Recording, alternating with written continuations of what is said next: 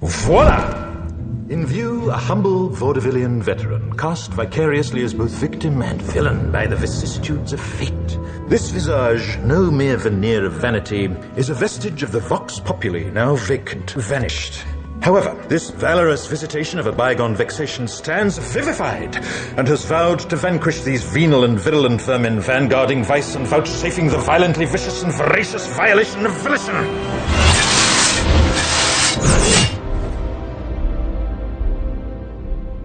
The only verdict is vengeance, a vendetta, held as a votive not in vain, for the value and veracity of such shall one day vindicate the vigilant and the virtuous. Verily, this vichyssoise of verbiage veers most verbose, so let me simply add that it's my very good honor to meet you, and you may call me V. Remember, the 5th of November. Well, we're going to talk more about that scene specifically. Great mask there, JJ. Nice. But this is something you probably haven't seen in a long time. Long Island Comic Guys presents a book club again. Woo! Specifically on V for Vendetta, which is this book that you see right in front of you right now. And it was written by Alan Moore, who looks pretty much like Hagrid, as you can see. Really like him. He's a pretty interesting guy. I guess interesting guy is probably the best we can describe it. And it was also illustrated by David Lloyd, who also has kind of an interesting story when it comes to the movies. So we'll get into a little bit of that. But Toy Story, why don't you take us away with a little bit of the backstory on my boy Alan Moore, which is the first book club in a long time. Yes. My boy Alan Moore. He's a super love-hate guy. I think he's like Grant Morrison. People either love his work or they hate it because it's so like weirdly intricate. You know. Quick thing, I read when I was doing research on this, I read that he doesn't like Grant Morrison either. Does he not really? Yeah, he apparently doesn't like him. That's funny. Yeah, so this book was Alan Moore, sorry. Yes. So V for Vendetta was, right now people know it as a DC, a Vertigo book, and it was published by DC, but originally it was published in this independent monthly magazine called Warrior, and it was published in black and white, which they only colored it later on. So they published the first 2 books. You know, it divided into 3 books. Yeah, 3 parts. So the first 2 books were published in that monthly series, and then that magazine went under. That story was gone, and for a couple of years, this was between 1982 and like 1985, I think. And for a couple of years, the story was kind of in limbo until DC reached out to Alan Moore and acquired the story, and they finished it. So essentially what they did is they restructured it and they released it as a 10-issue series with like the first 6 or 7 issues comprising of what was already written, and they colored it all. So they finished that, and then Alan and David finished the rest of the story in the 10 issues. So that whole part 3 was written like 3 years after the originals. Oh wow. Yeah. So it was much more successful when DC came out. I don't think it did too well when it was originally in that magazine. I don't know if it was because of popularity with that magazine or it just didn't stick, but it did much better when DC took hold of it. Okay. Obviously, one of the biggest names in comics helped, I'm sure. Yeah. Well, so when he was doing it, was he not as big a name when he was originally doing it for the Warrior magazine in like, what was it, 82? I think he was big. Let me see when Watchmen came out. 1986. So yeah, Watchmen was after the fact. Yeah. So maybe he just wasn't as big then. Swamp Thing. All his big stuff was in the 80s, like V for Vendetta, Watchmen, Swamp Thing. So this kind of really came out after he was already established in like the 2 books, right? Yeah. Okay. Which, I mean, you can see he has like a very similar formula when he was doing his writing. Very similar influences, especially between those 2, which we'll talk about later, I'm sure. So I noticed that you mentioned that he was originally supposed to be a conventional superhero. Yeah, so like when they were creating concepts for the character, I didn't see any concept art, but they were toying with the idea of making him like, you know, like the Marvel and DC normal heroes that you see. because that Guy Fawkes mask that they ended up doing, it's like a face that people knew already up until right. Yeah, no, he's a real person. Yeah. Yes. So, he came up with that idea like after a couple of initial concepts. Yeah. Ding. That's cool. And I think, like you said before, like has heavy influences and like dystopian like culture. Dystopian. I think you said 1984 was heavily 1984, Fahrenheit 451, all those books about like these dystopian futures that these authors feared we would get into if we didn't, change into whatever view that they had. And everyone, but they inevitably went into, they got, it was war anyway, so it did turn into a war, atmosphere in those books. Oh yeah, like every single one. And I mean, it had a very nuclear, fear background, because during then there's like still the Cold War, still a threat of like bombs. Well, that was the whole thing with Watchmen. The whole backdrop of Watchmen was nuclear war. Yeah, what's going to happen? Yeah. So this is more, whereas Watchmen is like the fear of it. This is like, which we'll get into the plot later, but it's more of like the aftermath. The aftermath of this whole war and this whole coup or whatever that happened that we don't actually see, but we hear whispers of throughout the story. Right. Which I think, again, and we'll get into like the comparisons with the movie, with the movie, but I don't think it was a post-apocalyptic like nuclear war thing. I think it was more like some type of accidental, experiment that happened, or like it was almost like a virus, like a virus, yeah. Probably very similar to what's going on right now. Yeah. So it's actually both the book and the movie are very telling of the situations we're in today. Yeah, seriously. Politically and healthcare wise, everything. It's a very good book to pick at this certain time. Yeah, totally. And hey, it's also November 5th. So remember. Yeah. We decided, all right, what are we gonna do? We have to come up with something too. It's like, hey, V for Vendetta, isn't that based on November 5th, Guy Fawkes Day? I was like, yes, let's do it. So happy Guy Fawkes Day if you celebrate. There we go. And do we want to give a little background on Guy Fawkes in case people don't know what this is based on? If you have it, absolutely. I know, I do know it. So in the 1600s, Guy Fawkes and a number of other like super Catholic revolutionaries wanted to overthrow the then King of England. I think it was James or something. I think it was King James I. Yeah. So they hatched this gunpowder plot to basically in like the basement of Parliament or wherever the king's quarters were. They were going to blow it up, just like V did in the book. So, spoiler. Yeah. If you didn't know. We will be talking about the book. Yes. So the story goes that they did that and they were going to, and someone wrote an anonymous letter to the police saying that it was going to happen. So they barged in that basement and found Guy Fawkes guarding the gunpowder. So the explosion never ended up happening, but he was convicted and then he was going to be hung for it. But he fell from the rafters of his gallows and died before they could hang him. It's pretty cool. If you read about it, it's awesome. It's fascinating. So that's Guy Fawkes. They do celebrate Guy Fawkes Day in England. So this is the backdrop of that. It's funny too, because I think the reason they chose that building is because like the entire family was supposed to be in that building at some point. So it wasn't just King James they wanted to wipe out. They wanted to wipe out his like entire like blood. Yeah, because they didn't want anybody else to take over. It was pretty crazy. Yeah.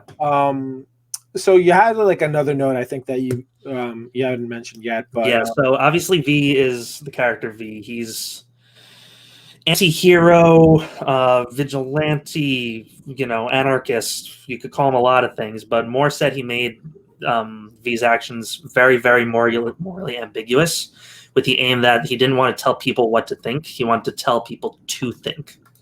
So his whole intent was to not tell people, you should believe in this ideology or this form of government or this way of thinking, but basically just think for yourself and, form things for yourself. I think it's like, it's not telling you what's right or wrong. It's trying to say you should think and figure out for yourself. Yeah. And I think that point did get crossed, was made in the whole entire book. I mean, that's what I took away. So Matt, I don't know if maybe you want to do this, but I mean, at this point, guys, if you haven't read the book, you're going to probably want to read it before you go forward. But if not, Matt, do you want to give like basically like a quick synopsis before we go into like our impressions? Yeah. So V is the book opens with them bombing the Houses of Parliament, with V bombing the Houses of Parliament. Yeah, and we have a cool photo of that basically right here. Yeah, he bombs the Houses of Parliament. He puts a school fireworks show. Sorry, before that, Evie, one of the other main character, she gets into a tussle with one of the police officers who. It's weird because they were like fingermen. Yeah. So one of the things that's confusing about the book is there's like a police force, but then there's also like a secret police force. Yeah. I think those are the fingermen, and then the other ones are like the nose or something like that. Yeah. So the whole government is very, very like, that Big Brother is watching you, and they have the broadcasts on the hour every hour about. And what struck me, this is a little bit specific, but when the guy in the beginning with the voice of fate was saying, it will start raining at 12:37 and it'll cease at 1:13. I was like, okay, I know what this is about now. This is very, very like they know everything.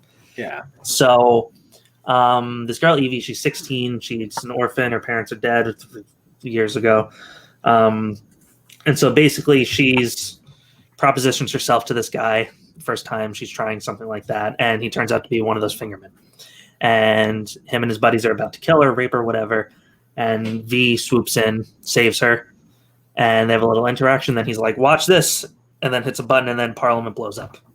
Yeah, it's interesting. I think it goes into there about he's trying to train her and like teach her about like everything that's going on. Meanwhile you have it's interesting because they go into like all the different departments that they have, and they use like all the body parts. Like the leader is the head, and they have like the ears, is the nose. You see like every eyes. Every body part's really like represented in like a part of like their government, and it's very like a fascist government, obviously, and stuff like that. But it's interesting, like while this is all going on, you're hearing about like everything that's going on with them. And there's a couple extra storylines, and again, it's not in the movie, but I thought were interesting. I don't know if they were necessary, but it's there's a lot going on in the book. It's definitely an adult book. I want to put that out there. If you're like a little kid, if you're under 10, you probably don't want to read this yet. Yeah. It's got very adult themes. It's very dark at times. It's a reflection of like what you might see in like a dystopian world, but it was interesting, fascinating. And so she goes to live with V for the whole book in his shadow gallery. Is that what it was called? That was a great call. Yeah, I like how it was called that. I was like, that's a cool name. Yeah. I want a room like that. I need a shadow gallery. No, right? That was really cool because essentially in this British government, they've kind of outlawed all form of art, I guess you could call it. Yeah. So V has this huge library of books and records, and she doesn't know who Beethoven is, and he plays her Beethoven, and he's super, super into theatrics. Like every single time he speaks, it's like a spectacle he has to make. It's almost like it's either a quote from some type of movie, a book, or a song. Mm-hmm. Like it's really, and I mean, I guess at this point we can almost go into our impressions. And I was going to say that I was really, and as weird as the guy is, I thought it was very well written. I think it came off as very intelligent. He put a lot of thought into everything every part of this book, which I thought was, and again, the guy's out there. I mean, have you ever seen an interview with him? I have. I've only seen that one. The only time I've ever seen an interview with him was in that, not Jack Kirby. What was the documentary? The Ditko one. The Steve Ditko documentary. I mean, he's an out there kind of guy. I mean, he is, but he's an occultist and an anarchist. Oh yeah, you can tell he's brilliant. Like he's almost absolutely brilliant. The brilliant people are always the crazy ones, though. Yeah, and it's just really well written, and I think it's like almost too intelligently written at some points, because I think he's almost missing his audience a little bit. And that's kind of I felt like there was a couple times I just had to reread a couple parts. I was just like, wait a minute, like I got a little confused, and I went back. I was like, all right, I get it now. But I mean, and there's so many different like dialects and people talking. I know JJ, was going to bring this up at some point, but I think it was the guy Alistair or something like that. He had like this Alistair very Harper. like twangy like British like accent, and you almost had to read it as sounds to like understand what he was trying to say. Yeah. And I felt that took the longest out of my reading, was trying to figure out what he was trying to get at and trying to say, because it just, like, some of those, it wasn't clicking with me, and It's tough. and it got, and I guess like that was probably the worst part of reading this book, was trying to figure out what he actually has a pretty important part of this book. Yeah, I think, and trying to figure out what he's saying, and then going back and trying to reread it, and you lose yourself in it. It was just, it was confusing. Yeah. So I thought, I'm going to mirror you to TC. It was very intelligently written, but I'm also going to say it was brilliantly, I don't know if outline's the right word, because you guys know how with writing for comics, it's different. It's not just dialogue. It's like the writer, places the movement of the story. Yeah, it's got to be very collaborative. Yeah, but the way that he and the both of them, like, if like one of the smaller chapters, right, flow from beginning to end, like the way they wove things in, like when Evie was in the whatever her jail cell was with the rat, right, and every like 6 panels or so, he'd circle back to the rat in the room, saying there's a rat. Yeah. And then she'd go do something else and then circle back. Just like weaving in and out like that, I think is very, very hard to do, especially in comics. And I think he does it really well. And he also did it, like, just to add to what you were saying, there was a lot of scenes where, like, almost like how you're watching a movie, you were seeing one scene happen, like, maybe with Evie and V, and another scene happening with, like, someone in the government. So you almost have, 2 different scenes going on in the same page, which you don't really see that. Like, you occasionally see that in comics, but not as often as you see, like, in film and stuff like that, which was really interesting to, like, see them do something like that, especially even back then. I guess maybe it was something they probably did more often back then. And that's why I feel like this type of, like, this book here, you really got to sit down and read it and take your time with it. Like, I feel like I didn't get enough time to read the book properly, because it's better on a reread. I'll say that. I think this was my third time reading it. I think third or fourth. I remember the first time I read it, I was like, "What is this?" Because it was actually quite annoying because what you were saying, TC, the back and forth, you get lost in that, and trying to remember what happened 3 pages back, it was very, very confusing. I would say one of the things that did frustrate me, and so the art is very, reminiscent to everything at this time. I mean, like, I feel like, Frank Miller stuff, the Dark Knight stuff, even the Watchmen stuff, it all has this like similar, like, gritty looking artwork. The thing that kind of like got to me were some of those like secondary characters were drawn very similarly. I have a very hard time with that in most books from this era, telling the difference between those secondary characters. And it was just like, wait, is this Derek Allman? Is this Creedy? I was like, I felt like there was at least like 3 or 4 guys that look, and then there was like even like the inspector's like second in command, Dominic. He looked like 2 or 3 of the other characters. So it was hard until they actually started speaking, like knowing like which one it was, because they don't always address like which character it is, unless like. I think obviously V, it's V. Evie, she's the only girl with like blondish hair, and then, but she's changed her look changed a few times in the book. Yeah, it did, but it's funny. I felt like she was like, even though she went through a lot of different transformations, I was always able to like pick her out. Yeah, there was the 2. I think it was, what was her name? I think it was Ray.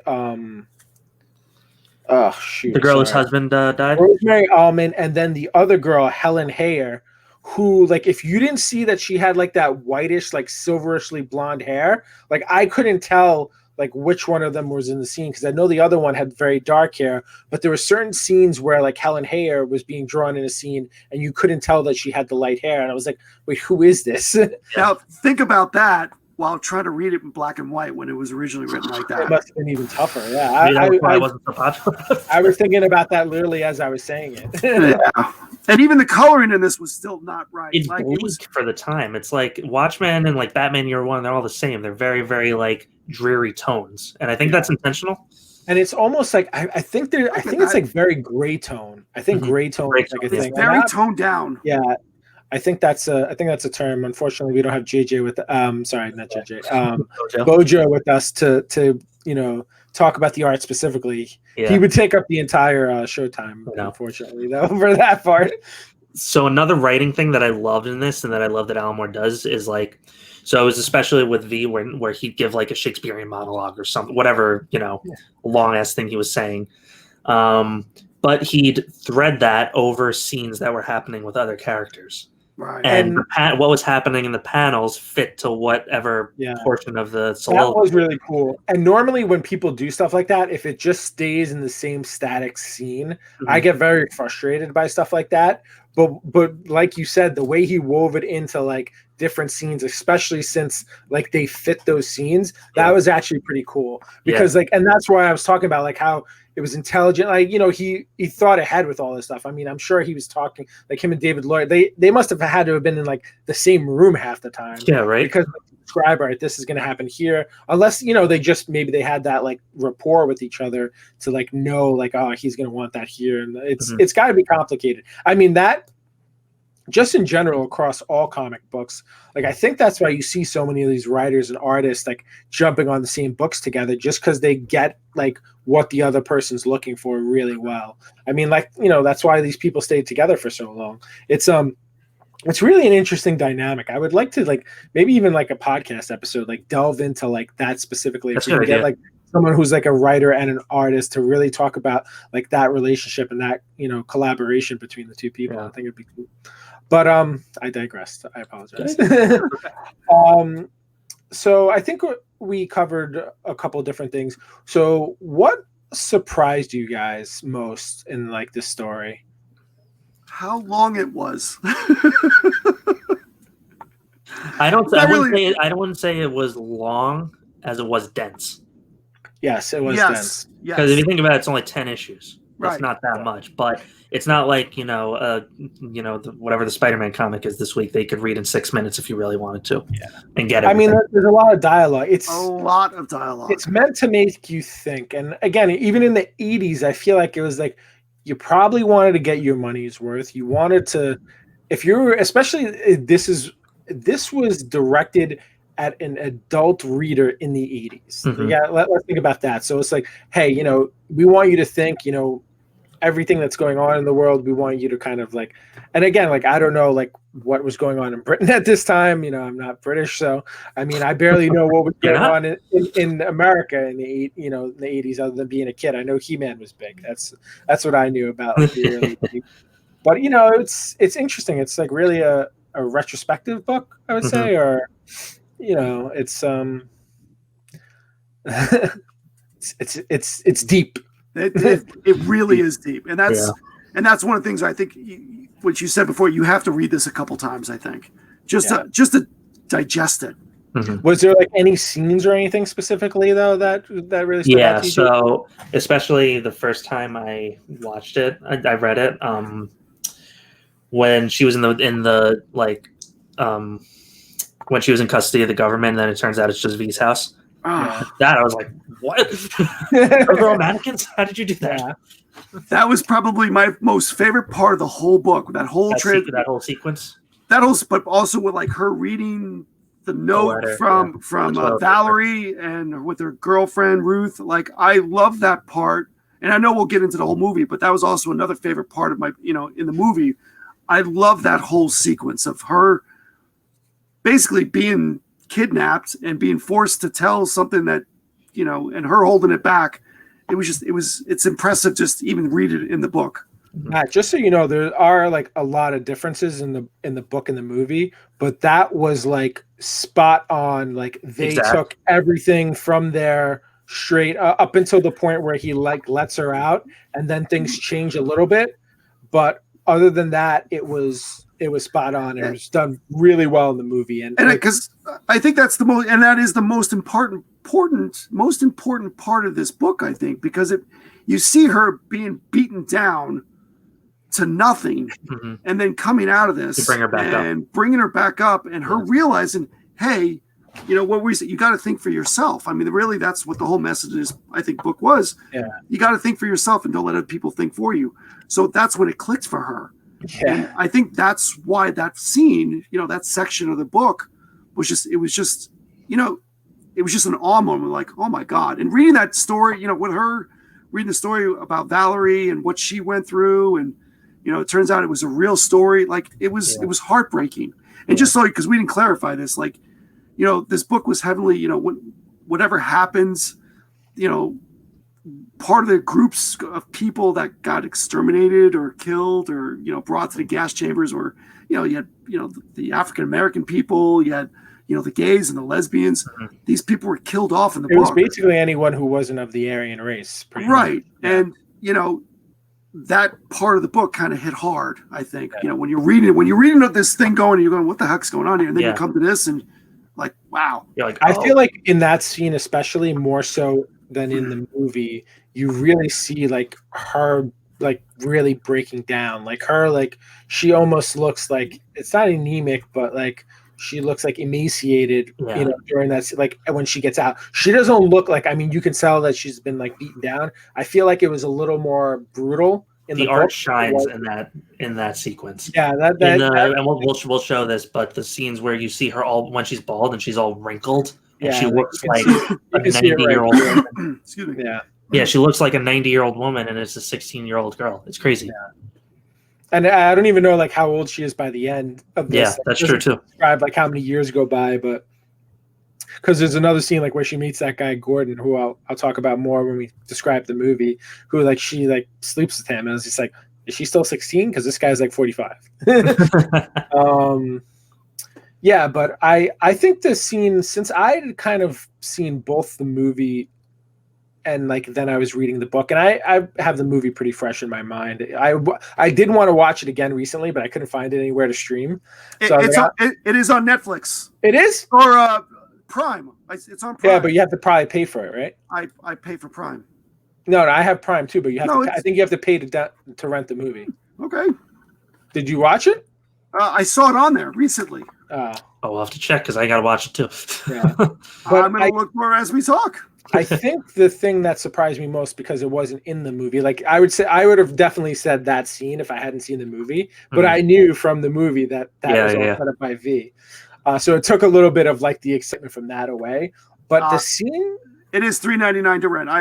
Because I saw that. The scene where the woman, and she's not even in this, Rosemary Almond, where she like shoots the leader in the face, and spoiler alert, because that's very towards the end. Yeah. And I brought like a couple of these images up, and you see her like kind of like walking towards the car, and then this kind of interacts with around the same time V is confronted with Finch, but she just blasts him right in the face, and it was just like, I think there's another scene where you just see like him going down, his like headless body and like no head.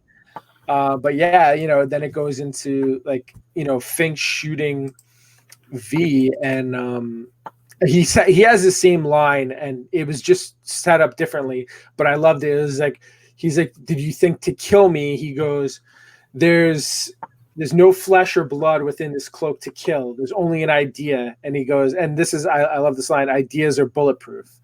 And that was like specifically, that was another one from the movie as well. Nice. And then, he goes off, and, Evie eventually finds him, but Finch realized he's bleeding. I mean, at that point, they were still thinking he was like almost supernatural because of like how swiftly he was killing. I mean, I don't think they ever really, even in the movie, and it didn't seem so in the book, seemed like they didn't say specifically if he had like superhuman abilities. Well, let's back this up now that you bring this up. So, the reason why V became who he was in a camp with other people with, I'm not going to say abilities, but apparently had something. I don't think they had abilities. I think they were all being tested to develop abilities. Right. And I don't think anyone else, at least they all died except V. V was the only one that lived, and he eventually broke out, burnt the whole camp down. And in the movie, they show him, on fire, like crisp, done, everything else. Same exact scene. I think that whole scene in the book was one of my favorites. So I do think he had some kind of abilities. I mean, either a healing ability or whatever it was. Mm-hmm. And I like in the book too, where they explain a little bit more about. So even with that woman, I forgot what her name is. From the camp. Diedrich, yeah. So they go into and this isn't something they did in the movie as much as like how he wanted to do the roses, and like how he like taught himself to like make all these bombs and explosives, and how he was sitting there with like the smell of ammonia and stuff like that. It was really interesting, like him like building up to being V in that scene, and I thought that was cool. I think one of my favorite scenes is, I think her name's Delia. Is that Delia? Delia is when he kills her, and she's like, "You're going to kill me now," and he's like, "I killed you 10 minutes ago." Yeah, and that's another part where he goes in there and interacts with her, and you see a little bit of the flashback again, word for word almost in the film. Yeah, I think that's one of my favorites. It was Delia Surridge. Sorry. Yeah, he gives her a painless death because she showed remorse. Essentially, I think so. Yes, I think. Yeah. Because you don't really figure it out until the end. And again, I don't think that was shown in the movie. I don't think they went that direction in the movie either. But he's been watching everybody the whole time. Oh yeah. So he knows, like he's seen that. He's probably watching her, seeing that she's probably amending or like paying for her actions through this entire time. He's watching Finch. He knows Finch isn't like really a bad guy like these other guys are. So he's really he's setting it up for Finch to be the one to kill him. He's setting it up for the other people who are like scummy people to like kill each other too. So it's very like the orchestration of everything he does is like crazy high level. Yeah, it's like theater. Yeah, it is. Yeah, and again, like he's almost like an actor. And I was always wondering, like in the movie too, it's just like, is he like what was he that he was brought in? Like was he of a different race? Was he gay? Was he an actor or art? Because even the father was brought in because he supported Evie's father. Sorry, they bring him in because they found that he was like related to a socialist party at some point. Like so, I love. And it's such a great idea, and I know a lot of people do it, but the mystery behind who he is. Mm-hmm. And there's that great scene where, and again, we'll show it here, but where Evie sees like the various different people, who he could be when she's like really debating with herself after V dies, when he's shot by Finch, if she's going to take off the mask and see who he really is. And she never does it, and they never do it in the movie either. Mm-hmm. And the one thing the movie did, which I really liked, is like, so Finch doesn't kill him in the movie, and we'll get more into that, is that, Finch asks Evie when he gets there and they're like sending him off on the train, who was he? And he was like, oh, he was my father. He was my brother. He was me. He was you. Oh. So he was like, there's that great scene of like, he's all of us kind of a thing. Oh. And another thing I love in the movie, there's at the end where somehow he sends like the entirety of Britain a Guy Fawkes mask, and he tells them to go to like Parliament or whatever the building is. I don't remember where it was, to like charge it. Is like, oh, that's interesting. And the government's standing there and they're like, they don't know what to do. There's everybody with these Guy Fawkes masks, saying to kill V, and eventually like they just put the guy. It's a much more of a happy ending at the end of the movie. This one is more like it still kind of ends in anarchy, the book. Mm-hmm. But it's cool, like that dynamic, and I love that part of the movie where like they just like put their guns down and just like, because they can't kill everyone. Yeah. And I'm pretty sure he does say it in the book where the government shouldn't be afraid. People shouldn't be afraid of their government. The government should be afraid of their people. Right. I think that's in the book as well. I know for sure. I think I read it. It was in the book. Yep. Yeah. But I was like, that's a great line too, and they definitely like make that point, and I feel like they really send that point home with that scene in the movie. That's where I was getting at. With that. Very well said. So what else did we say? Did you guys go into favorite scenes yet? Mine was definitely surprise me. I did my favorite scene. I'm sorry, the whole scene where the cell, like what you said. So that was your favorite scene. Okay. Yeah, I'm sorry. And Toy Story, did you have one? Yeah, it was the one with the when he kills Dahlia or whatever her name is, Delia. Yeah. So I actually, and this is kind of like a weird scene because I was really going through it, and again, like you can see like how it starts here. When he goes and he talks to like Madam Justice, and he's talking for both of them. It's like very early in the book before he blows up, like I think the Old Bailey or whatever it is, but he's like having like a rapport with her, and he's like, oh, how much I used to love you, but you yes, I remember that. It was just, I really enjoyed it. I don't know what it was about that scene, but I loved it. And he's like, he's talking for Madam Justice. He's talking for himself. He even like introduces himself to Madam Justice. It was just a really cool scene. I really enjoyed that. That was like one of my favorites. Another one I loved. I don't remember what was, just because there was so much going on in this book. Yeah. I don't remember what the overarching scene was, but it was a couple pages long. And at the bottom of the page was a panel with V on the roof with the music sheets in front of him, and he was like orchestrating the fireworks. Yes, bombing. yeah. I don't know what was going on behind, but like every time you turn the page, he's doing a different thing at the bottom. Yeah, that was cool. I loved that so much. Yeah, you'll see that on the screen too. Yeah. Matt just put that in. Yeah. So let's go into characters. So I know we have, I'm going to sneak in another point to talk about here. I know we talked about, we have the ending to close out here, at least the book part of this. But who are like the characters? Like, I mean, obviously, if you couldn't pick V, like who are the characters that you were really interested by or really kind of like stood out to you other than V and like, I mean, honestly, I guess if you want to pick Evie, you could pick Evie, but maybe somebody other than V at least.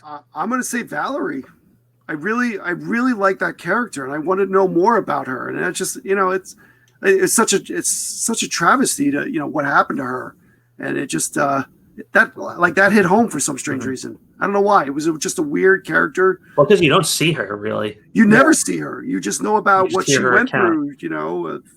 Yeah, and then for like a split second, for a couple pages, when you find out the whole thing's fake, you probably think, "Oh, that whole thing was fake," and then V's like, "No, that was real." But it's not. It's real. Yeah.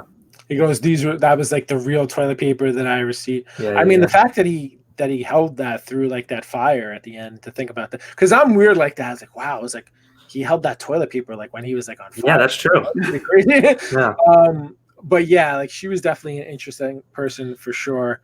I've always really liked Finch's character. Mm-hmm. And he's like, he gets a lot more out there. Like he's a little more boring, I guess, in the movie than he is in the book. The book, he's like a lot, like very more colorful, a lot more colorful. I like very more colorful. I like that.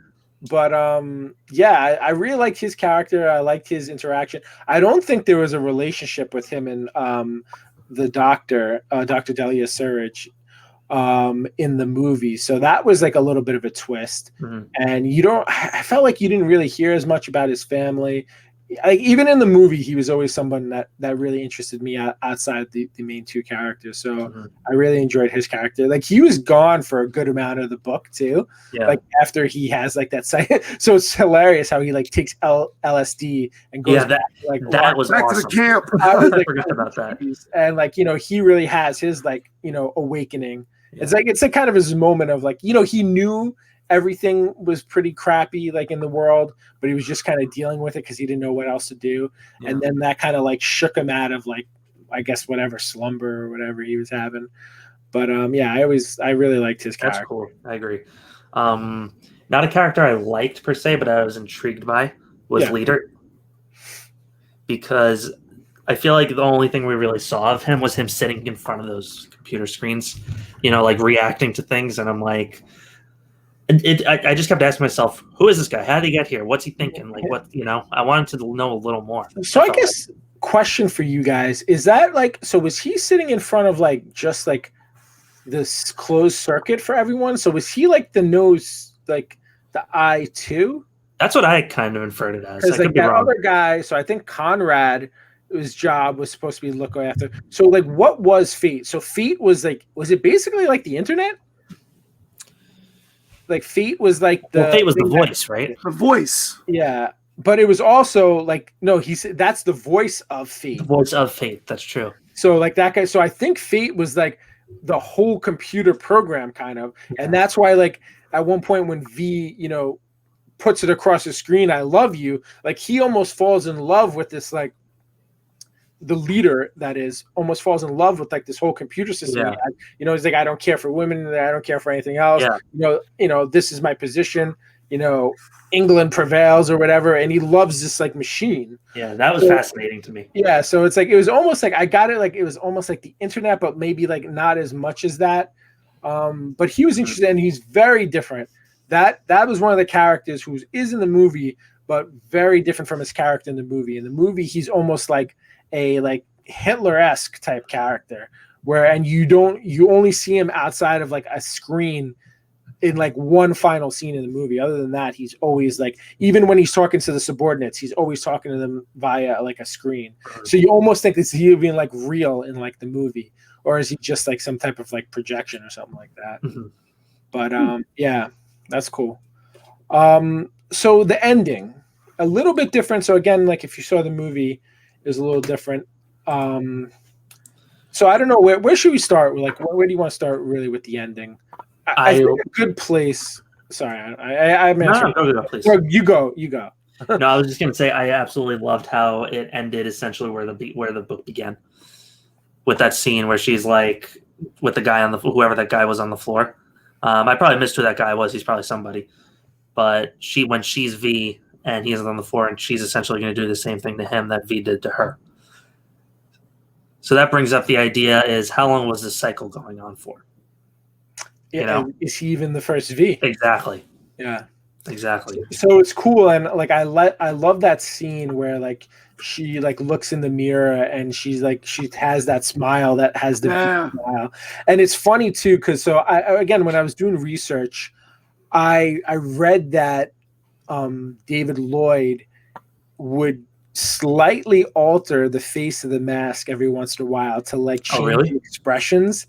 And it was funny, when they made the movie, they thought about doing that, but instead they opted to like use lighting to like give a different facial expression, like the appearance of a different facial expression.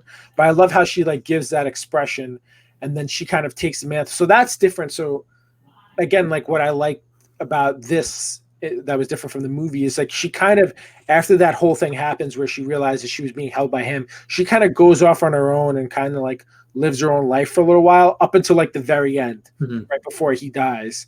And that's when she comes back. But I liked how she was like being groomed to take over and, continue the anarchy really. And it was cool. And I like how it went from there and then it goes to the point where, he gets shot and they send him off on, he's like, how does he describe it in the book? He's like, I want to go, Viking funeral. Yes. And he says, I want the Viking funeral. So she figures out like where the train has to go through. And then the final, so the two, and these characters weren't in the movie at all. So they were really. The last scene? What's that? Which scene are you talking about? The very, very last scene. So, the woman Helen Hayer, like, I don't know, they're outside the city limits or something like that. She's like, I guess, try to make a run for it. They flip over her car.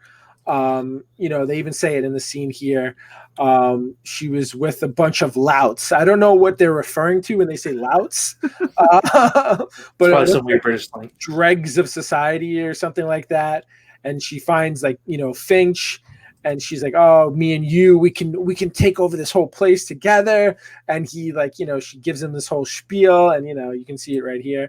And he kind of just like shoves her off like into the crowd. And, she's yelling at it, like profanities at him and whatever. And he just kind of walks away. And that's how the book ends. And like, I was like, that was totally different from what I was expecting. Like I expected to go to the next page and something else be there. And I was like, that's just it. And it's weird because it's like, it almost focuses on Finch at the end. And that's probably another reason why I'm so like interested in him. Is like, where's he even going? Like, he's just going like off into like this road. I don't know where it goes, but again, so I don't know if we touched upon this, but so Britain's really the only place kind of in the world that's still around, right? Is that the impression we get? Or there's maybe a couple, like America's supposed to be gone. Like they're like, maybe something's going on in Russia, but it's really only Britain that it's just Britain. It's like nuclear holocaust. So the only other country I think I remember was they brought up Russia at one point. Yeah, they said like Russia was like starting up again or something like that. I mean, they don't really reference America. The crops were dying off in Russia, is what they said. And I don't think they even mentioned America at all. Nope. But it was interesting. It was a different ending. It was very I feel like it was very more dark of an ending than the movie.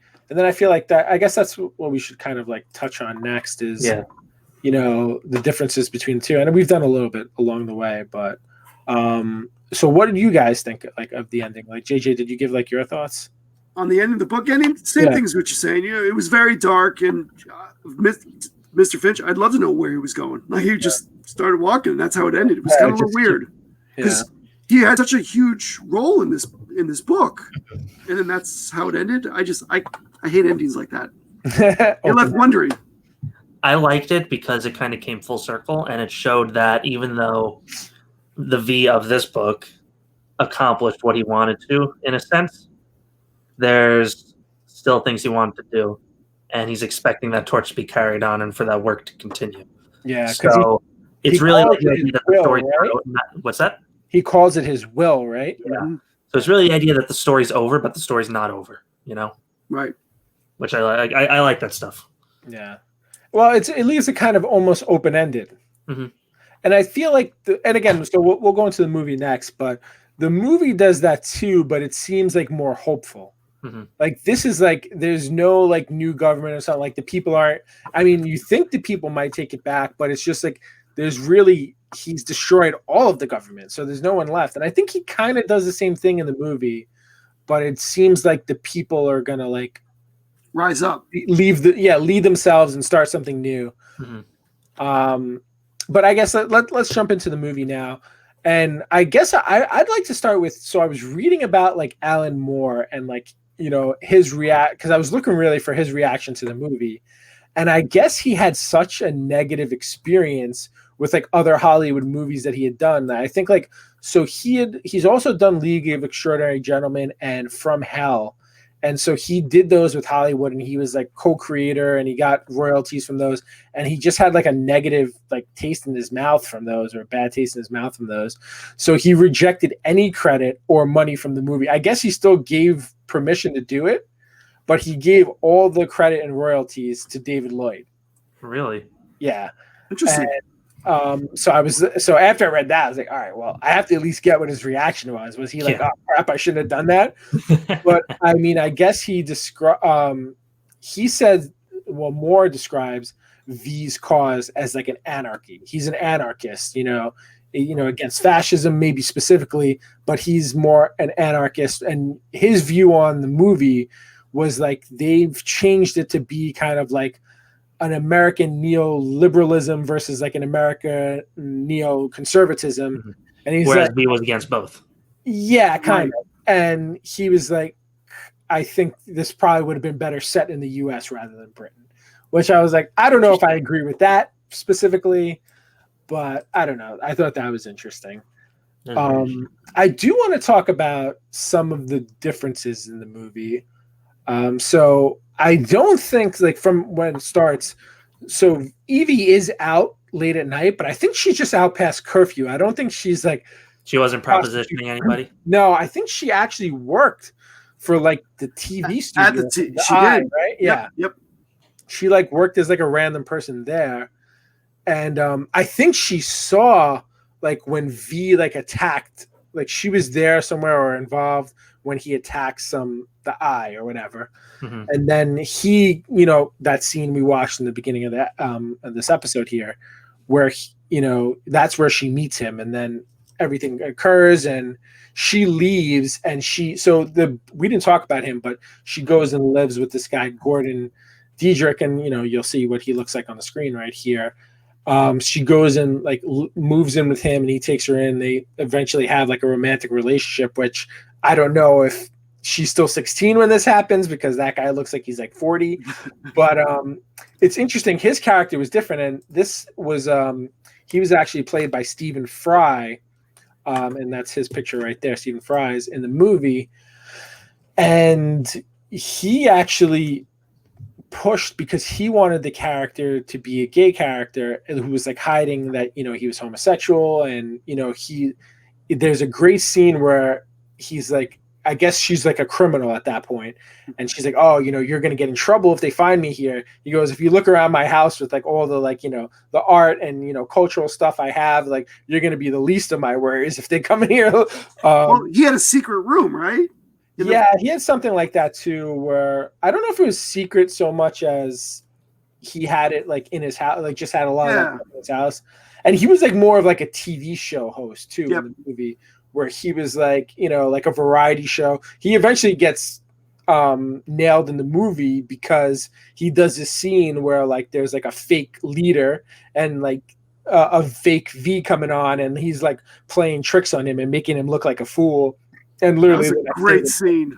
Like they capture him in the movie. But it's funny because I thought he died in the movie, and then again when I was doing research, he shows up at the end as one of the people wearing like the Guy Fawkes mask, which I had forgotten about.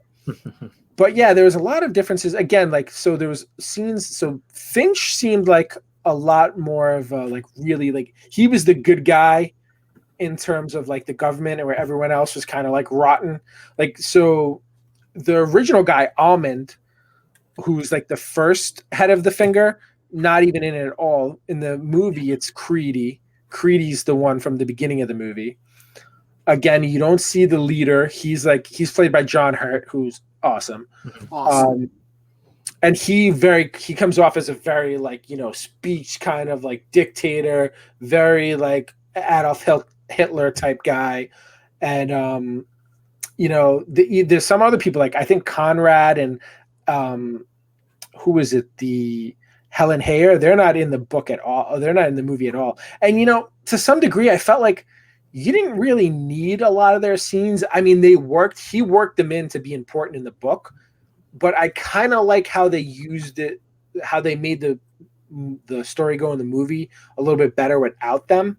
So in the movie, Creedy's the one who like brings in the leader.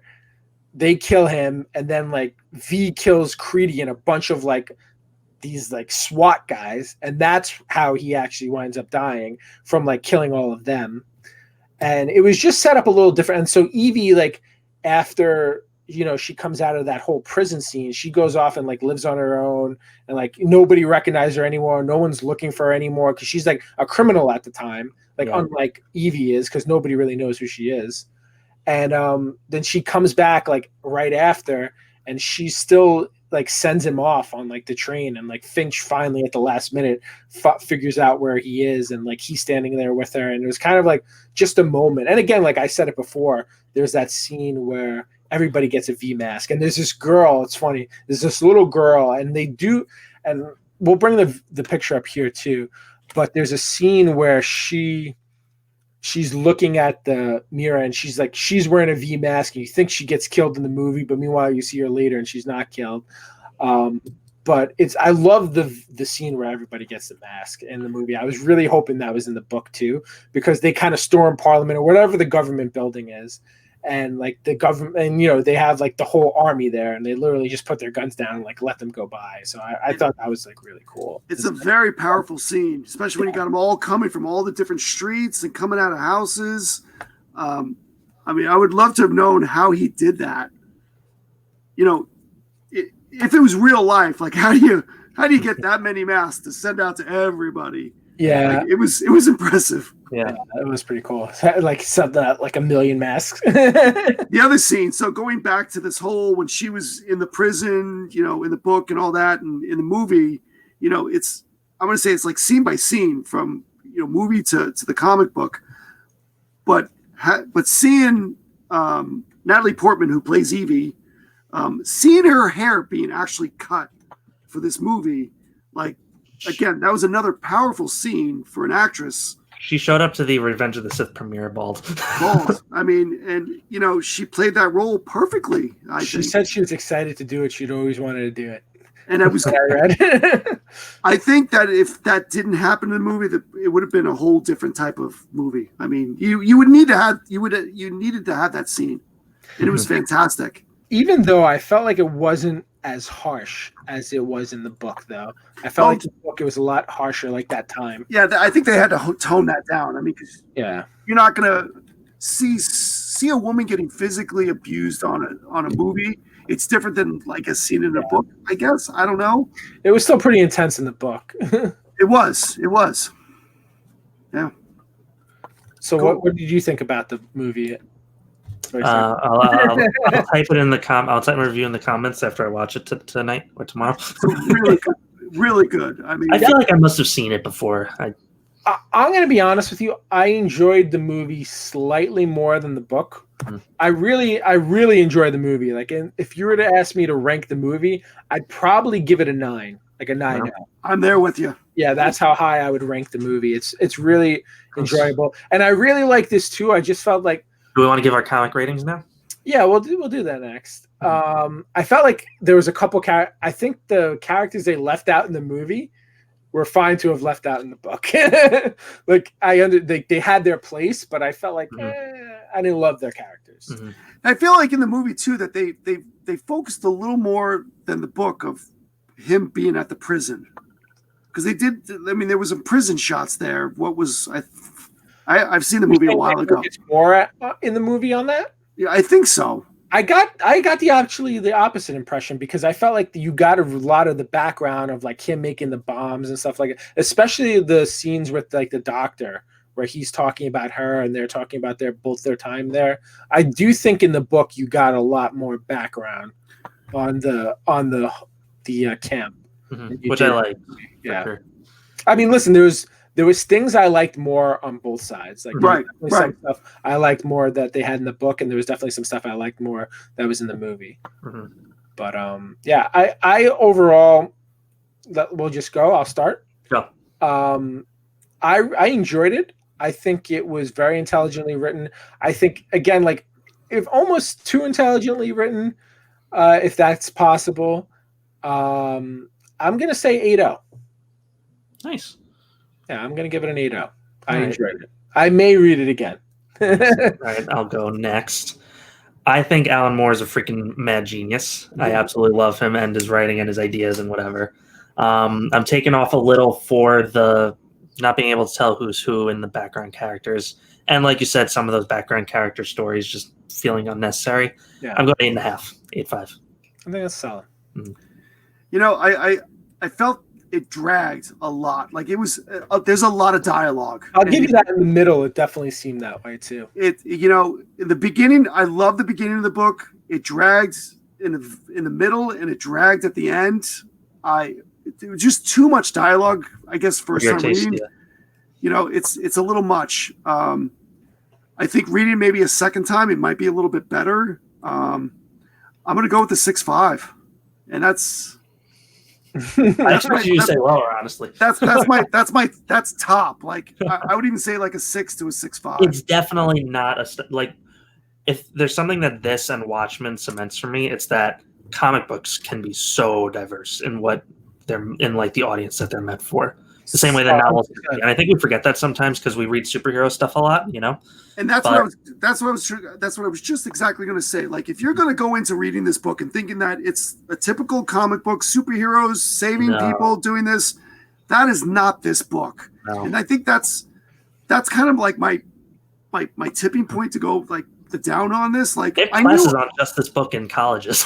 I knew that this was not a superhero book, but you know, when you read a comic book, you kind of like. You're waiting for that, and I think that was my downfall on this. That's fair. I mean, it's definitely like, you know, it's definitely a political book. It's definitely, you know, a social commentary. Social commentary. I was gonna say socio-economical book. I don't know. That's probably not even words, but yeah, you know, it's a deep book, and it's you know, if you're not into like, and again, Alan Moore is an anarchist and an occultist. You know, he's an out there guy. If you're not, which makes him interesting. Yeah, if you're not into that type of story, you know, it's not for you. Yeah. But you've listened this far, so you probably have read it. So hey, that's true. Let us know what your grades are. Read it. You know, come back to us. Tell us we're stupid for thinking what we think. Yeah. See you in the comments. Yeah. So you guys don't want to read Watchmen for the next book club? I'd like something not so wordy. Let's. All right, maybe next year we'll read Watchmen. Give it a little bit. I mean, I'm down to read it again. Watchmen has like novel length, like intermediaries between chapters. Yeah. Yeah, I want to read it.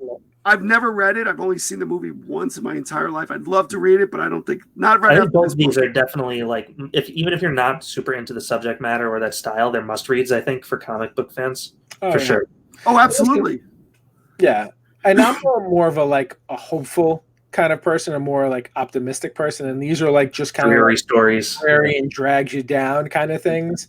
And it does, it's just like sometimes you really have to be in the right headspace. There's a time and a place. Yeah.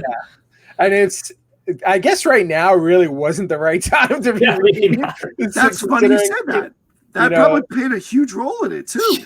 Yeah. So, I would recommend it to people. Definitely read it. Like Alan Moore says, judge for yourself. I would definitely recommend it. Again, go into it knowing it's a very adult book, knowing that it's got very serious tones. It's got, very adult issues. If you're looking just to kind of let time pass away while you're reading, this is not the book. No, not a good idea. What about you? You recommend it, JJ?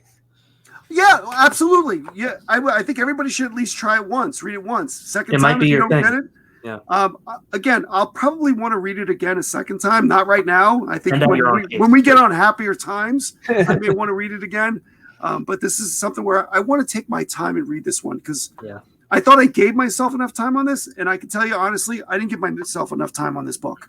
And I think I rushed through a lot of it. And there's a lot that plays a role in whether you like it or not too, I think, the first time. Yeah.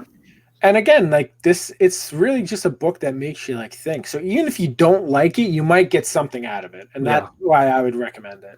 For sure. Let's pick a nice superhero book for the next one, though. All right. So are we going to choose now? I think this is too much pressure to choose. Yeah, it's too much pressure. We'll decide later. All right. So, we'll decide later.